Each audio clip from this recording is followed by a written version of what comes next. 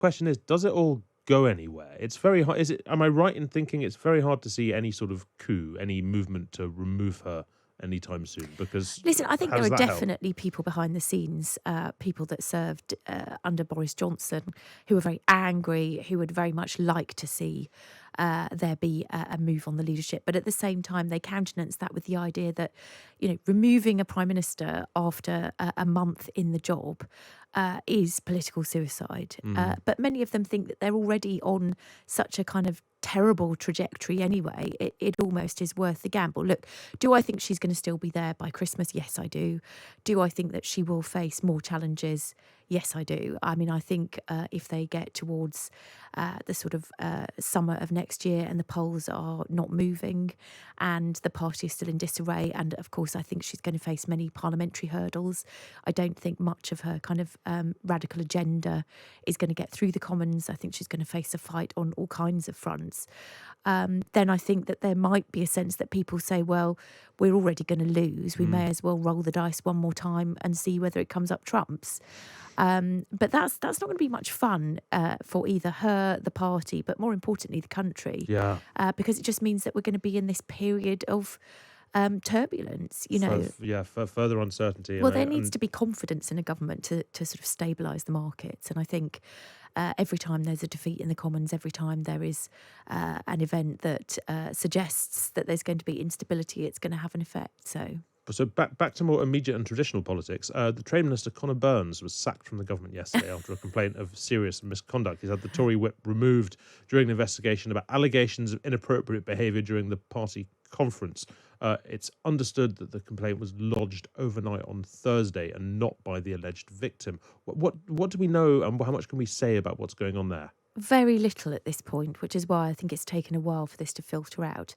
I mean, I think it's fair to say that people do not have the whip withdrawn unless allegations have been substantiated. So I would be surprised if there hadn't been efforts to look into third-party claims because, it's not a great time for the party more generally. The last thing that they really need is another sleaze scandal surrounding them. So, I think that's a given that will have happened. I mean, what's happened that's extraordinary since the announcement was made is that we've seen this intervention from Mel B.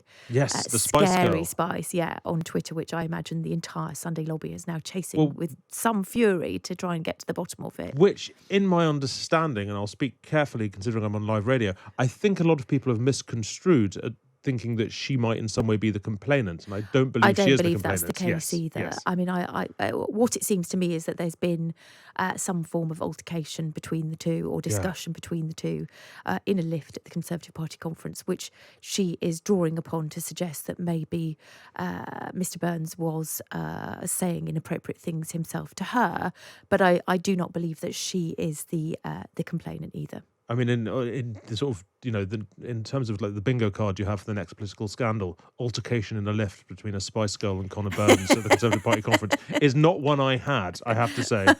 No, I think it's caught us all out. Yeah, absolutely. I think we've all lost that one. But I mean, goodness me, I mean, what next? Yeah, remarkable. Well, look, so more terrestrially, shall we say, the Times today says that Kwasi Kwarteng will tell the OBR that public spending will not rise by more than economic growth in the future.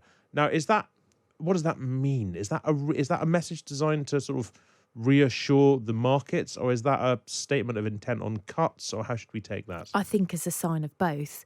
I mean, we do need some sort of message to the markets that this government does have some intention to be fiscally responsible. This is one way of doing it, which is basically suggesting that public spending, so the amount of money that the state spend on things like health, education, transport, is not going to exceed economic growth. So, I mean, we all know that the government's launched attempts to create growth of 2.5%. But it does mean that they are sort of nodding to the idea that they can't completely and utterly tear up all the fiscal rules that have been set previously. But yes, I mean, I think the scale of the cuts is going to be much greater than any of us realise. I mean, certainly I think that budgets are going to be cut by at least 5%. That is a lot of money. That's £50 billion. And of course, there are going to be certain departments which are much more vulnerable than others because it would be a foolish move for them to not ring fence the NHS, for example. They'll obviously ring fence defence as well, given that we are still helping the Ukraine government fight a conflict against the Russians in Ukraine.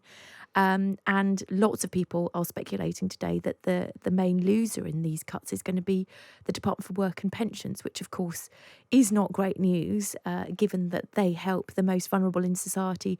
And there is already a row over whether or not the government is going to uprate benefits in line with inflation or earnings. So there is going to be a huge row about these spending cuts, as there were under the coalition. I'm very interested in where the Conservative Party are, the dynamic of where the Conservative Party are on benefits, because it's not quite where I would have expected them to be. The idea that there's a rebellion looming against the idea of linking benefits to wages instead of inflation.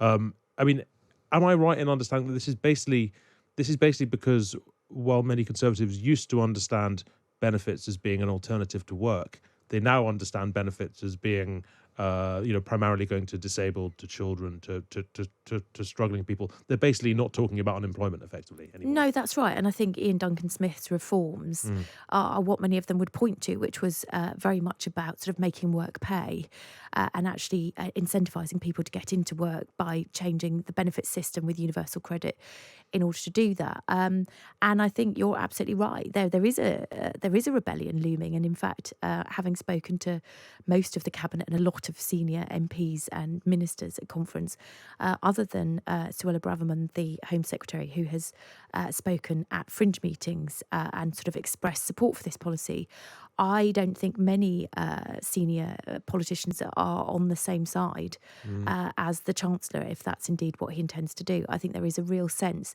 in particular, that the optics of this are very difficult because they have already guaranteed that they're going to stick to the triple lock. If you stick to the triple lock, which means that you are effectively going to link pensions to inflation, because that will be the highest of the three measures, then it seems absolutely insane to me that you would then not do the same with benefits, because effectively you're saying, look, pensioners are going to be all right. Yes, some of them, can struggle financially, but there's a lot of very wealthy pensioners out there that don't need that kind of uplift, and also they tend to be more likely to be Conservative voters. And at the same time, you're downgrading the benefits of people who are really, many of whom are very much on the breadline, and many of whom are also Labour supporters. So the optics of that, as one cabinet minister put it to me, is really unpalatable, and also it makes the party look like it's the nasty party again. And of course, we can expect that would be very much the attack that Labour would go on.